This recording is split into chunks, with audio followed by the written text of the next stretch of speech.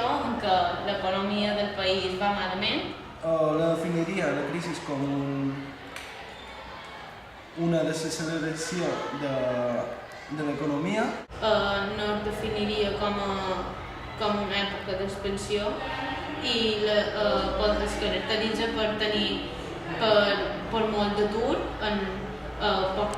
poques ofertes de treball, els nivells dels salaris han baixat, per tant això implica que les famílies tenen que renunciar a altres béns o serveis o dels que els agradaria gaudir.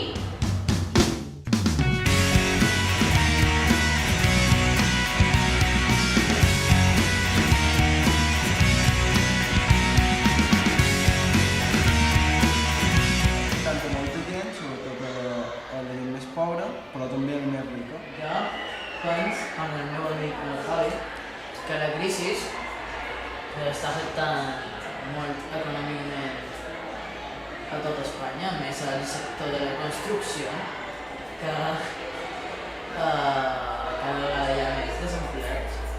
I, en general, crec que això no és culpa de Zapatero, com molta gent diu, sinó que és culpa, com tots sabem, dels Estats Units, dels bancs. Així que no han d'anar a Zapatero, per molt que sigui un...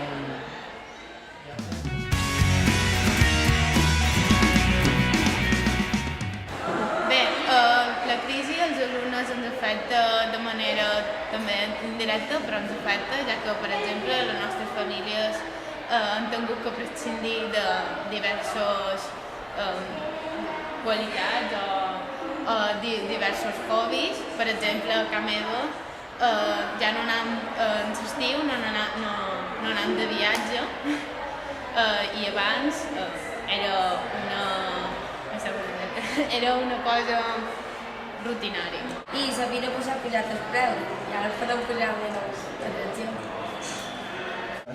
Bé, crec que els alumnes no són un camp que està molt afectat per la crisi, ja que els més afectats són els treballadors que tenen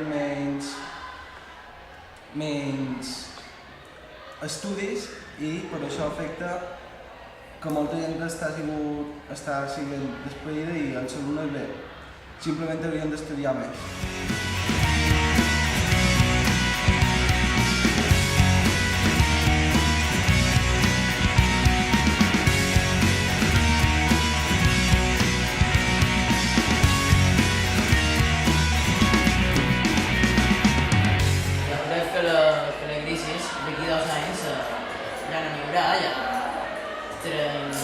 Estiren millor que ara, econòmicament parlant. És un tema molt difícil, ja que els experts no saben fins quan durarà i nosaltres que som alumnes i no som d'economia més o més, no podem tenir una idea molt clara de fins quan durarà. També penso que la crisi s'anirà disminuint.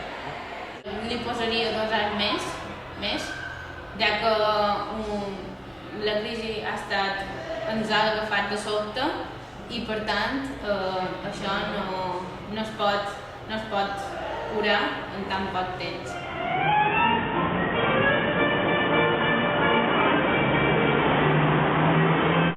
Econòmicament parlant, sí. Tenint en compte que aquesta crisi, com la seva mateixa paraula és crisi, no és bona. Dolenta. I com ja m'he dit, el sector de la construcció no es construeixen cases.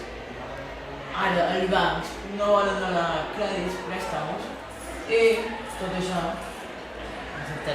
afecta l'economia del país en termes generals.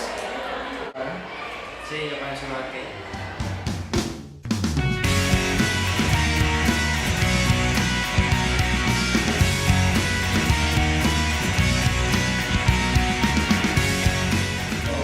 la gent ha de ser més conscient de la importància dels diners, ja que molta gent quan va a un bar per un cafè deixa una propina d'1 euro i per aquest motiu la gent ha de saber que el diner és molt més important del que pensa i ha de mirar d'estalviar més.